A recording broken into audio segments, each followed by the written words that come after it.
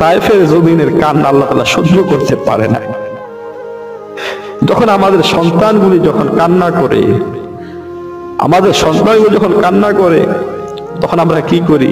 মায়া লাগে, মায়া লাগে। তখন তাকে যে বলি তোমাকে এটা কিনে দেবো, এটা কিনে দেবো, তার কষ্টটাকে দূর করার জন্য, তার কষ্টটাকে দূর করার জন্য সন্তানকে দোকানে নিয়ে যায়, এটা কিনে দে, ওইটা কিনে দে, ভালো ভালো যেটা দিলে সে খুশি হবে, তার কান্না বন্ধ হয়ে যাবে, তার কষ্ট দূর হয়ে যাবে। নবীজি সাল্লাল্লাহু আলাইহি সাল্লামকে তায়েফের জমিনে এমন ভাবে রক্তাক্ত করেছে, নবীজি এত কষ্ট পেয়েছে।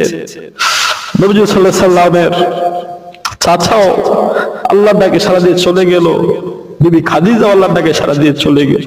দুঃখ ভাগ করার মতো, ভাগাভাগি করার কেউ ছিল না। নবীজি সাল্লাল্লাহু আলাইহি সাল্লামের দুঃখ কষ্টগুলি